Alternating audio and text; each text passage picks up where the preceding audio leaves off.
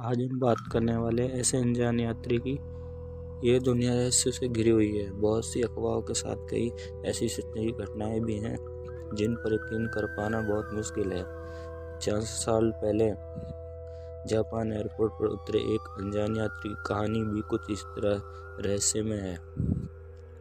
1954 में टोक्यो के हेनेडो एयरपोर्ट पर एक यात्री उतरता है। अन्य यात्रियों की तरह वह भी चेक आउट काउंटर की तरफ बढ़ता है। उसका पासपोर्ट वेरिफिकेशन के लिए लिया जाता है। यहाँ तक तो सब सामान्य था, लेकिन यही बात तब असामान्य हो जाती है जब पासपोर्ट चेक करने वाले की नज़र उस देश के नाम पर जाती है जहाँ का यह व्यक्ति निवासी है। उस देश का नाम है टोरेट। इस देश के बारे में वहाँ मौजूद किसी भी कस्टम अधिकारी ने कभी नहीं सुना। उस अनजान यात्री से पूछताछ होती है। उससे जापान आने की वजह पूछी जाती है तो वह बताता है कि वह यहाँ एक बिजनेस ट्रिप पर आया है। उसके अनुसार उसका यह देश फ्रांस और स्पेन के मध्य कहीं स्थित है।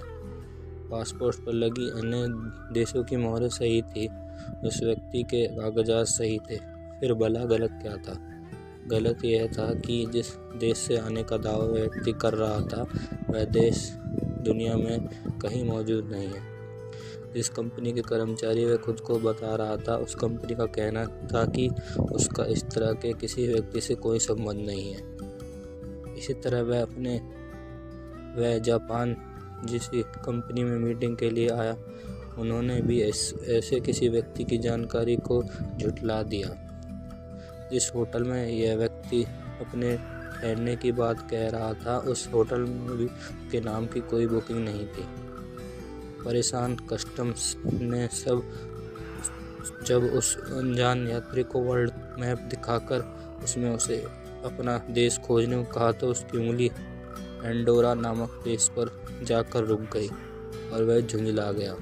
उसका दावा था कि यह मैप गलत है, क्योंकि यहाँ एंडोरा की जगह टोरेटा का नक्शा होना चाहिए।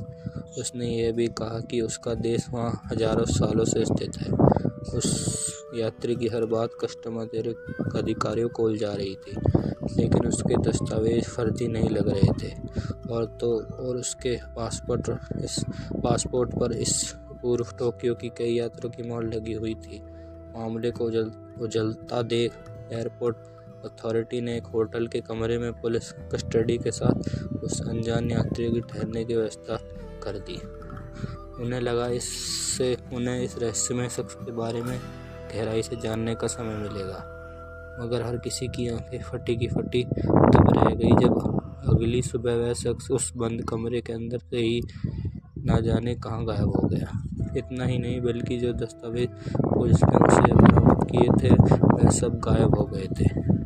वह शख्स कौन था, कहाँ से आया था और टोरेटा देश का क्या रास्ता?